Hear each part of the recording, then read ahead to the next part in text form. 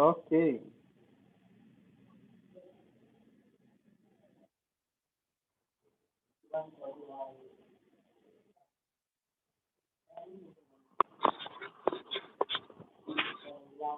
देखो बच्चों, last time क्या शुरू किए थे, एसी सर्किट।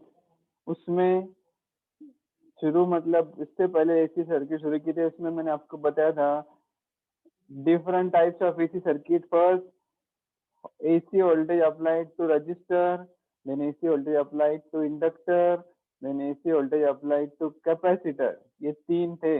इसके बाद चौथा और इम्पोर्टेंट क्या था, AC circuit containing resistor, inductor and capacitor all are in series. तीनों एक साथ लगाए थे, LCR उसको AC सर्किट लगाए थे। ठीक है, ये लास्ट टाइम यहाँ तक हो गया था। अब अपने को नेक्स्ट पॉइंट देखना है, एलसी ऑसिलेशन।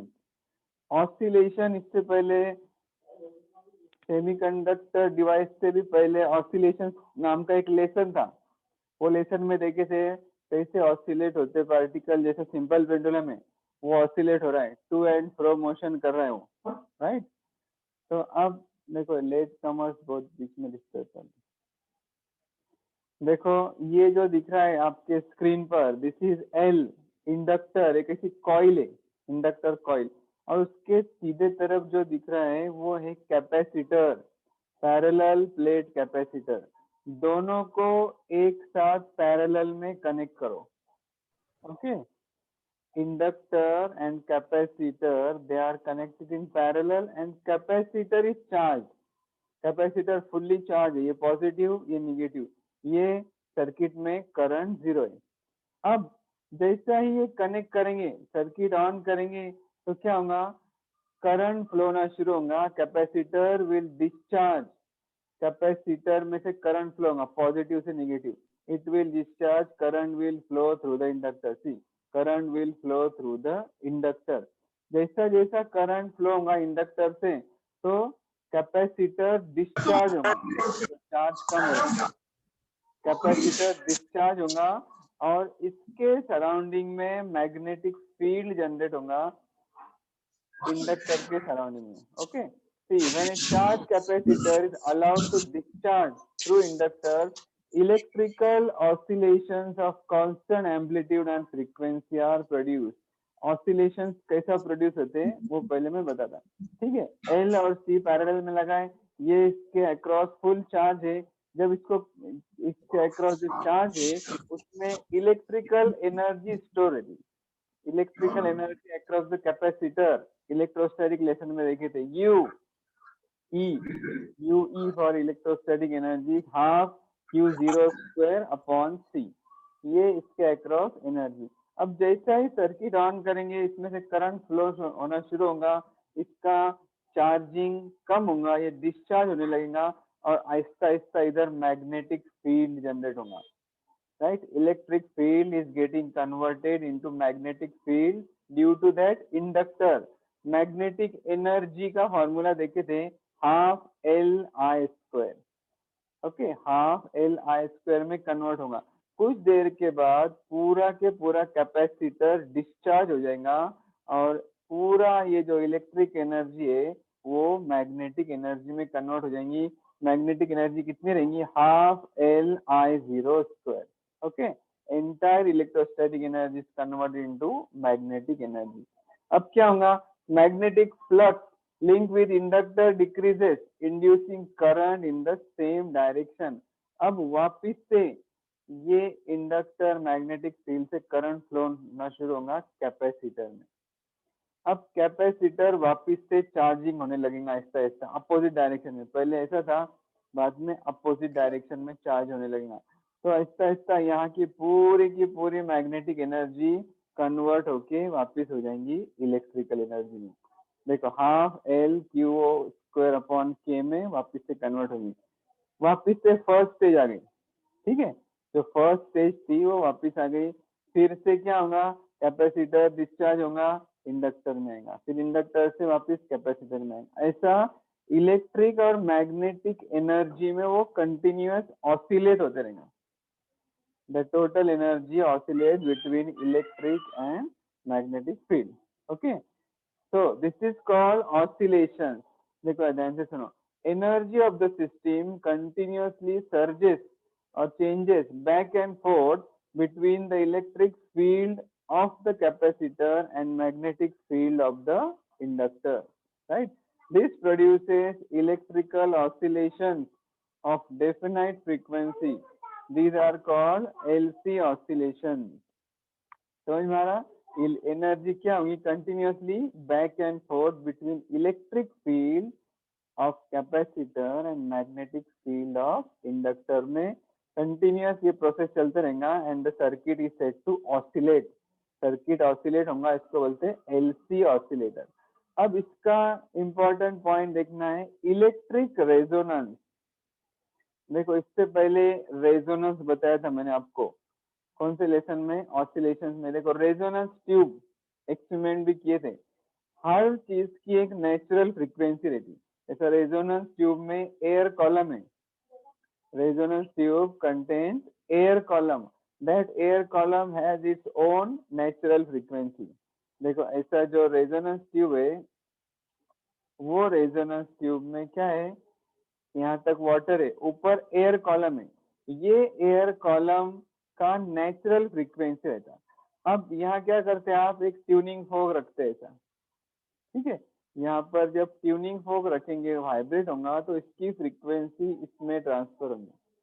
जब when the frequency of tuning fork matches with the natural frequency of air column, what will happen? This will oscillate with maximum amplitude and resonance is produced. Resonance होगा, एक आवाज create होता. वैसा ही electric resonance भी होता. काय में होता, जो सर्किट ऑसिलेट होना कैपेबल है, जो सर्किट ऑसिलेट हो सकता है, जैसा अभी देखे अपन ने एलसी ऑसिलेटर, वो ऑसिलेट हो सकता, उसकी ऑसिलेशन की फ्रीक्वेंसी रहेंगी नेचुरल फ्रीक्वेंसी. अब उसको बाहर से, जैसे इधर बाहर से अपने ट्यूनिंग फोर्क लगाए थे, वैसे उसको बाहर से जब एसी वोल्टेज सप्लाई करेंगे और एसी वोल्टेज की फ्रीक्वेंसी और ये नेचुरल फ्रीक्वेंसी मैच होंगी तो it will start resonating, resonance generate होगा. ओके, देखो लिखा, when such a system is driven by an energy source whose frequency is equal to the natural frequency of system, amplitude of oscillation become large and resonance is said to occur. क्या होगा, resonance होगा. अब इसके दो type है resonance circuit के, दो simple easy type है. पहला है, first one is series resonance circuit. Okay, series resonance circuit. अब ये सर्किट में वापस से L C R, inductor, capacitor, resistor, तीनों सीरीज में लगे हुए हैं. लेकिन यहाँ पर क्या दिया हुआ है, this is AC source, alternating voltage. AC source is applied across it. Current will flow. अब ये इसमें अपन ने लास्ट टाइम देखे थे इम्पीडेंस, याद आ रहा है क्या इम्पीडेंस? देखो मैं आपको दिखा रहा हूँ. देखो ये था series LCR circuit.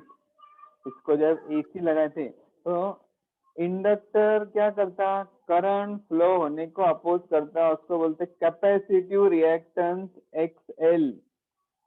Capacitive reactance XL is the opposition offered by inductor to the flow of current.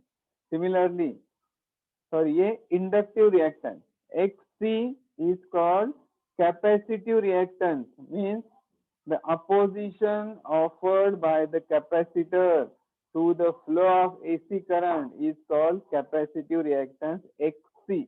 एक रहता है XL, दूसरा रहता है XC. इसके फॉर्मूले भी देखे थे, क्या था, XL का क्या फॉर्मूला था, ओमेगा एल. XC का क्या फॉर्मूला था, 1/ओमेगा C.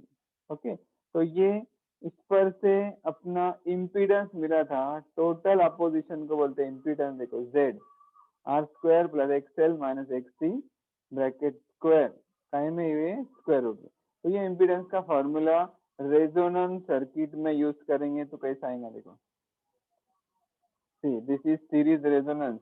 ये same circuit The impedance Z of LCR circuit is Z is equal to under root R square plus into bracket XL minus XC bracket square. यहाँ XL क्या रहता, omega L, omega रहता 2 pi F, तो XL is 2 pi FL, XC is 1 upon 2 pi FC, current रहता E upon Z.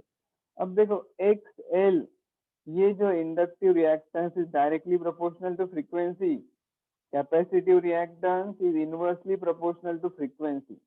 अगर frequency बढ़ेगी तो XL बढ़ेगा, अगर फ्रीक्वेंसी बढ़ेगी तो XC कम होगा. समझ में आ रहा? अब क्या करते रेजोनेंस सर्किट में, फ्रीक्वेंसी ऐसी एडजस्ट की हुई इसमें कि AC की फ्रीक्वेंसी ऐसे एडजस्ट करेंगे कि XL is equal to XC.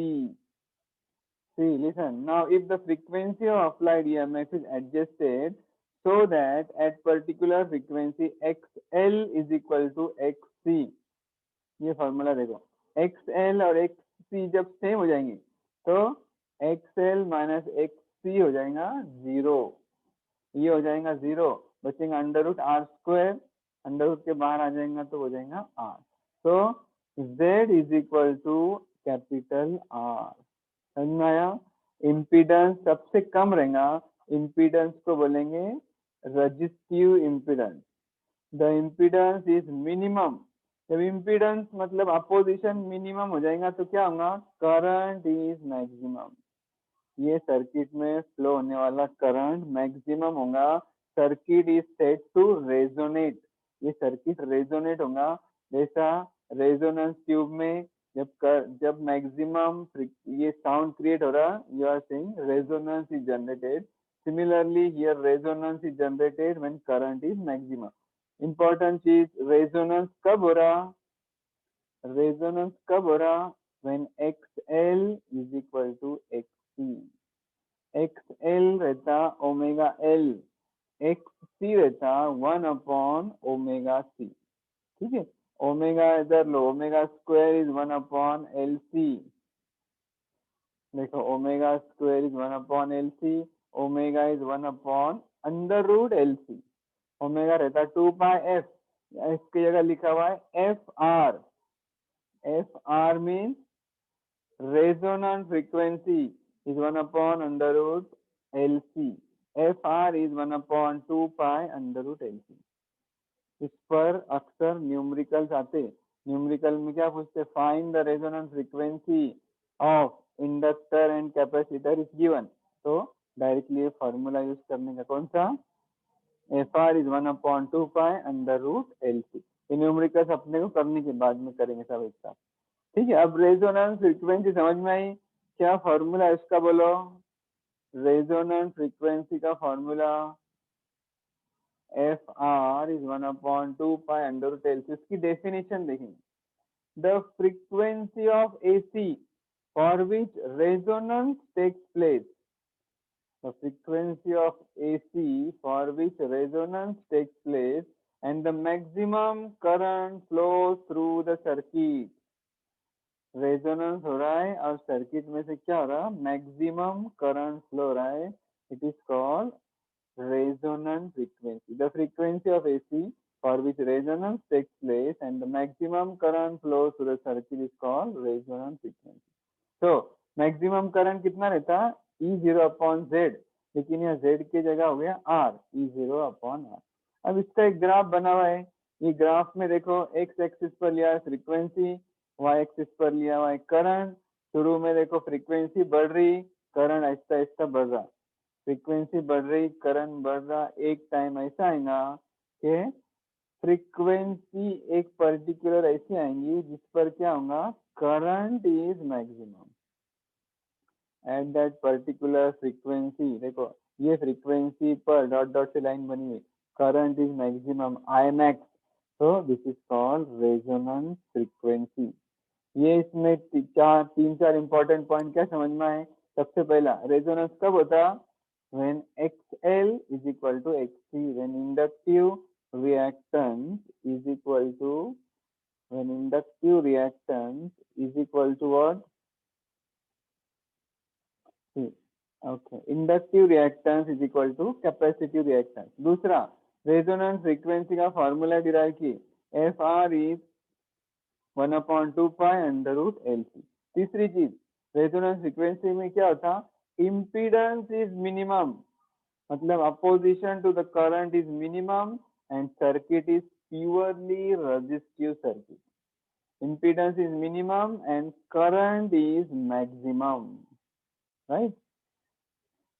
अब देखो, ये सर्किट को when a number of frequency are fed to this circuit, it accepts only resonant frequency and rejects other frequency।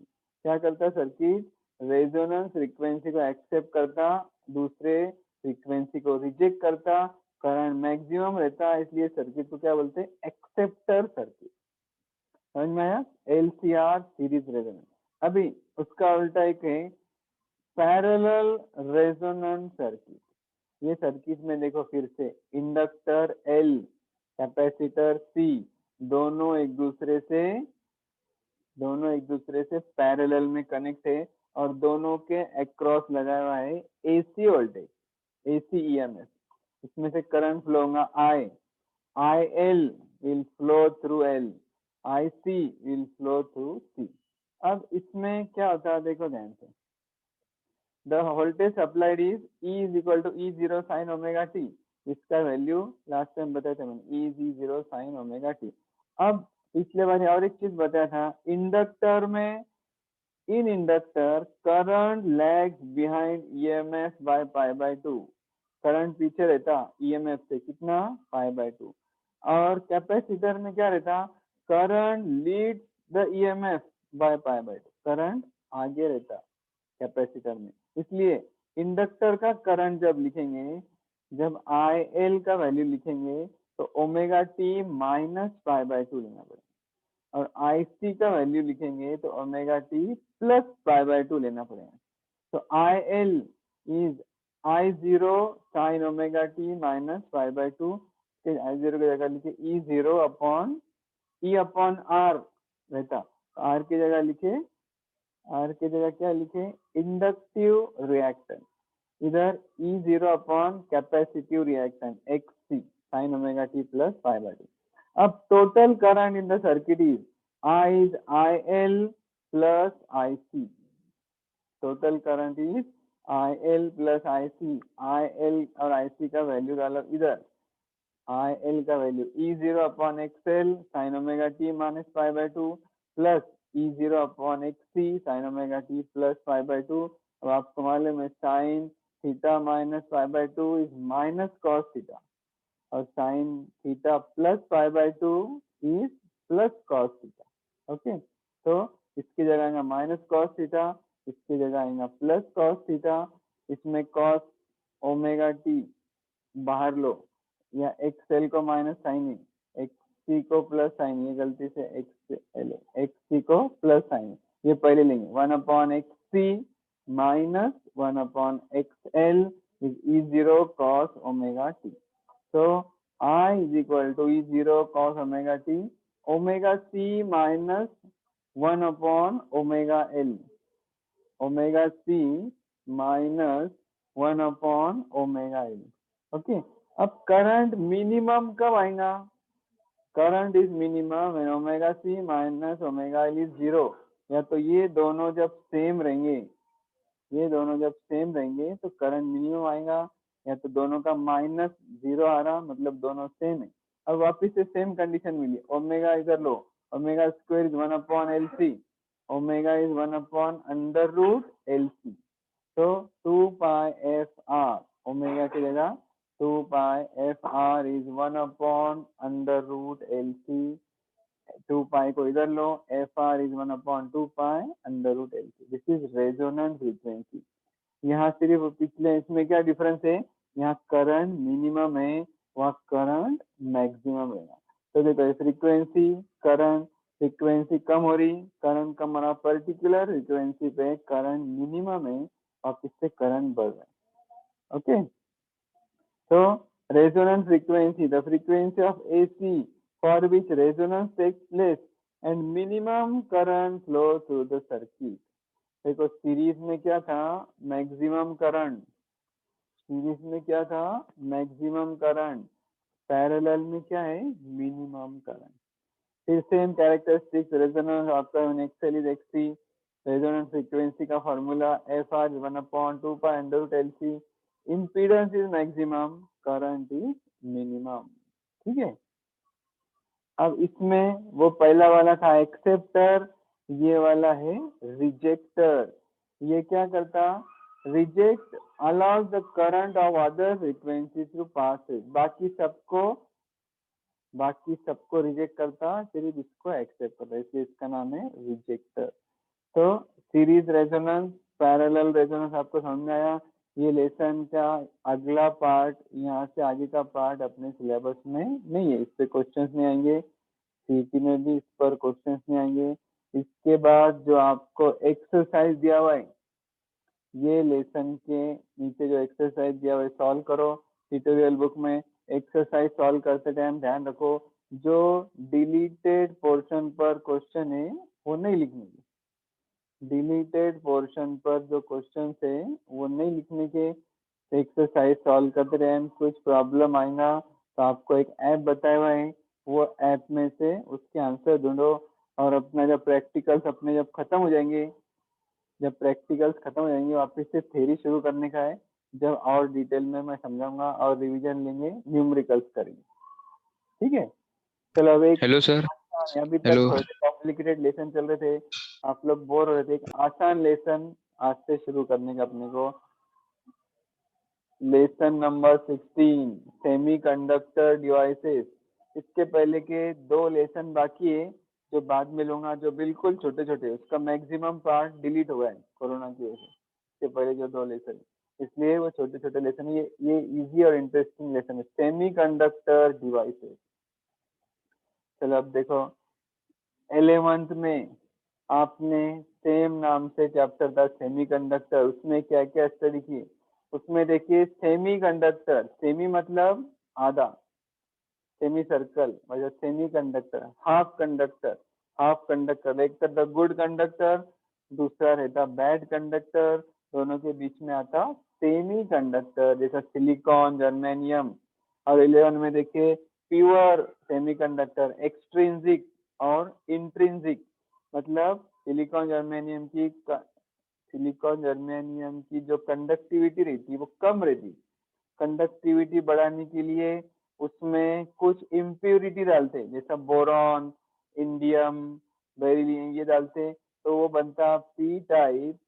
2 type के सेमीकंडक्टर आपने स्टडी किए, एक पी टाइप एक एन टाइप, इस पर प्रैक्टिकल भी किए। Positive type of semiconductor and negative type of semiconductor, ये दोनों आपने स्टडी किए थे। उसके बाद समझो ये पी टाइप है, उसको ज्वाइन कर दो एन टाइप से, इधर से 2 टर्मिनल निकालो, इधर से एक, इधर से, तो this is called diode. 2 electrode है, एक जंक्शन है, जंक्शन का है पी एन जंक्शन, इसलिए इसका नाम दिया है पी एन जंक्शन डायोड। इसका सिंबल मैंने प्रैक्टिकल के टाइम बताया था, ऐसा एक ट्रायंगल रहेगा, उसके सामने एक लाइन रहेगी, ये एक टर्मिनल और ये दूसरा टर्मिनल, ये रहेगा P और ये रहेगा N, PN, this is circuit symbol, PN junction diode. उसके बाद और एक चीज गाड़ी में आपने स्टडी किए थे, जब इसको बैटरी का पॉजिटिव लगाएंगे और इसको बैटरी का निगेटिव लगाएंगे तो क्या होगा, करंट फ्लो होगा, करंट फ्लो हो रहा, तो ये जो है बैटरी का पॉजिटिव P को जा रहा, बैटरी का निगेटिव N को जा रहा, this is called forward bias. क्या बोलते हैं इसको, फॉरवर्ड बायस। जब फॉरवर्ड बायस करेंगे तो ही डायोड कंडक्ट करेगा। ध्यान से सुनो, the diode conduct only when it is forward bias. जब इसकी पोलैरिटी चेंज करेंगे, यानी माइनस करेंगे या प्लस करेंगे, तो उसको बोलेंगे रिवर्स बायस।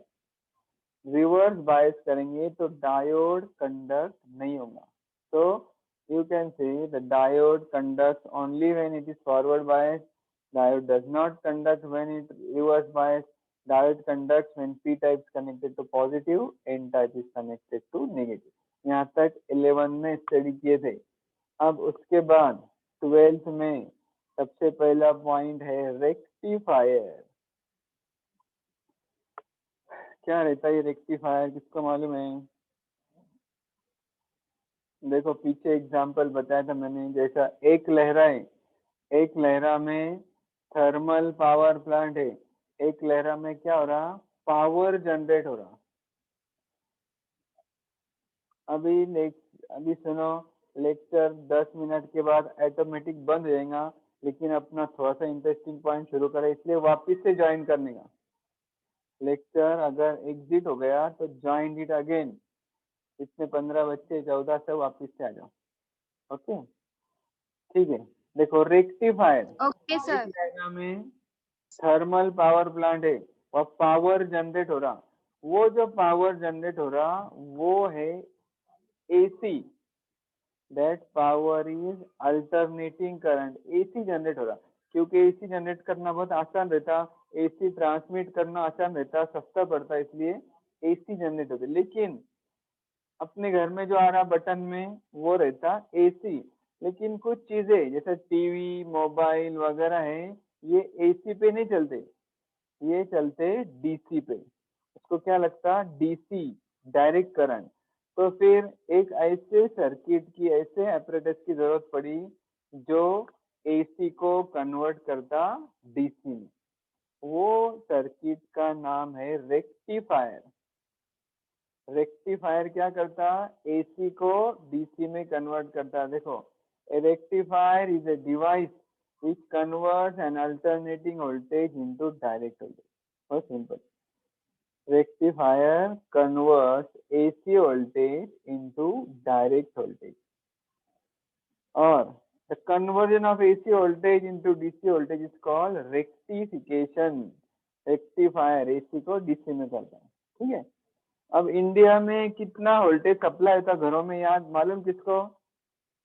नहीं मालूम। देखो 230 वोल्ट और फ्रीक्वेंसी रहती 50 हर्ट्ज, करंट रहता 5 एम्पियर। एसी इसको डीसी में कन्वर्ट करते घर के अंदर, टीवी फ्रिज मोबाइल के लिए। कौन करता डीसी में कन्वर्ट? रेक्टिफायर। मतलब ये चीजें ऑलरेडी मोबाइल के चार्जर में रहता रेक्टिफायर, टीवी के अंदर इनबिल्ट होता rectifier that convert AC into DC. अब ये रेक्टिफायर दो अपने को डिटेल में स्टडी करना है। दो टाइप है रेक्टिफायर के, फर्स्ट है half wave rectifier, second is full wave rectifier. बहुत इजी, एग्जाम में आता, अक्सर आता, डायग्राम आने के लिए बात। इसमें डायोड यूज करना है। कौन सा डायोड? ये वाला पीएन जंक्शन डायोड। देखो PN junction diode as a rectifier. अब इसमें क्या यूज करना है, इंपॉर्टेंट चीज, जब पॉजिटिव पी को जाएगा निगेटिव एन को जाएगा तो ही डायोड कंडक्ट करेगा।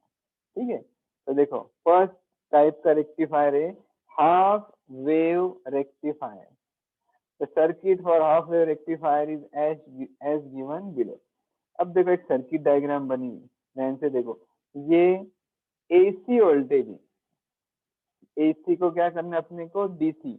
एसी वोल्टेज यहाँ इनपुट में दिया हुआ है, और ये जो दिख रहा है ये पूरा P1 P2 S1 S2, this is called transformer. EMI में अपना हो गया ट्रांसफॉर्मर। क्या रहता है, एक फ्रेम पर एक कॉइल लपेटी हुई रहती, उसको बोलते हैं प्राइमरी कॉइल। के सामने दूसरी फ्रेम पर एक कॉइल लपेटी हुई रहती, उसको बोलते हैं सेकेंडरी कॉइल। दोनों कॉइल एक दूसरे से इंसुलेटेड रहते। जैसा यहाँ एक टी मतलब ट्रांसफॉर्मर बता है, रॉड पे कॉइल लपेटी। एक ट्रांसफॉर्मर के प्राइमरी सेक्शन, ट्रांसफॉर्मर का ये सेकेंडरी सेक्शन। इनपुट एसी का दिया हुआ है ट्रांसफार्मर के प्राइमरी को।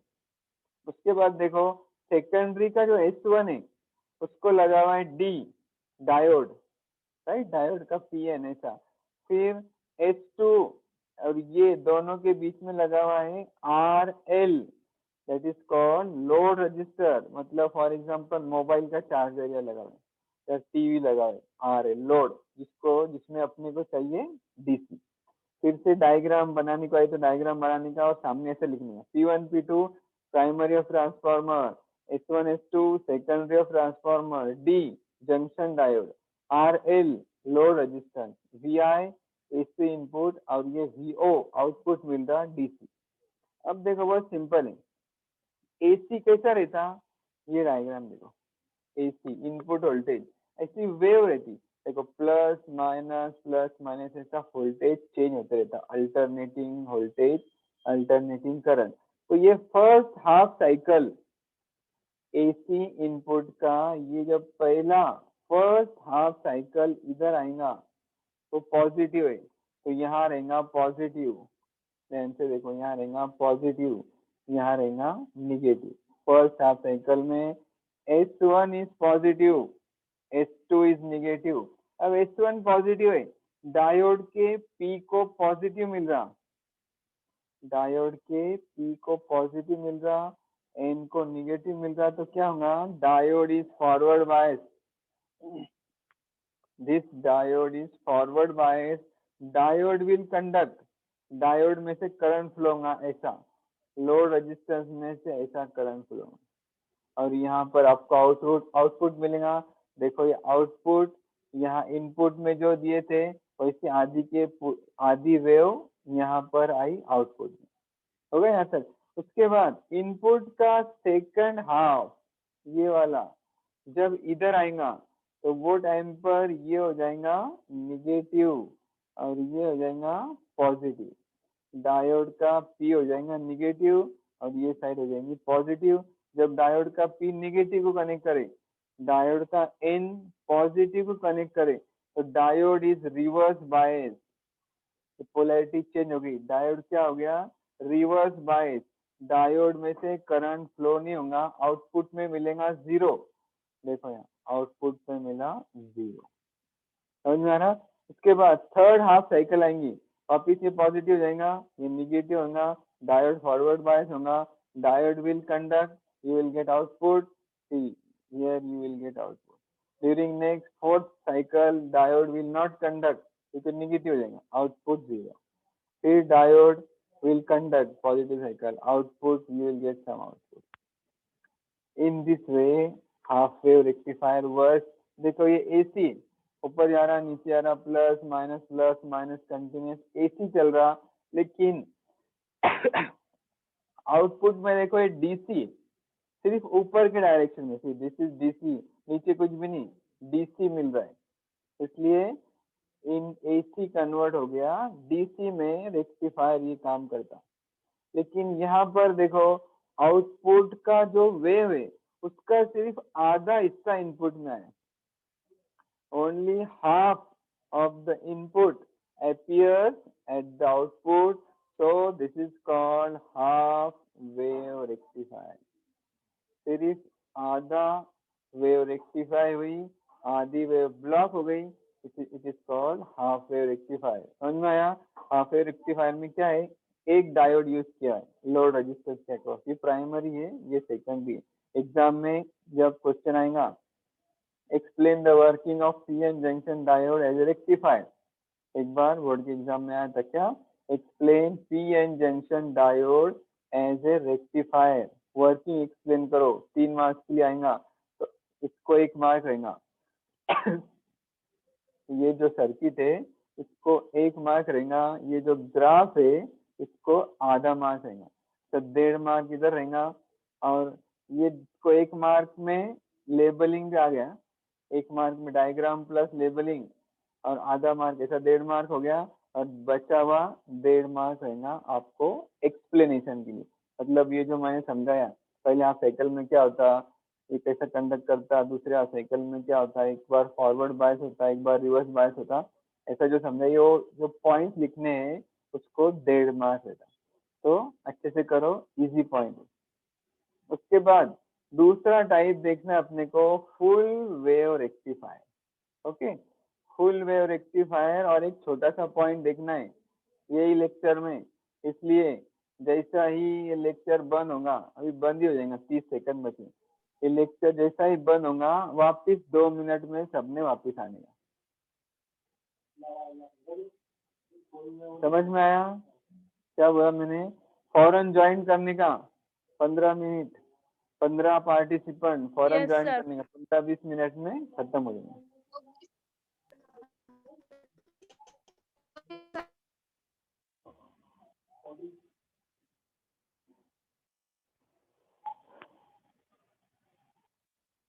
कुछ तो कुछ डिफिकल्टी हुई तो पूछ लो अभी तक के पॉइंट में। Anyone is having any problem? Meeting and नहीं कर रहा मैं, मीटिंग एंड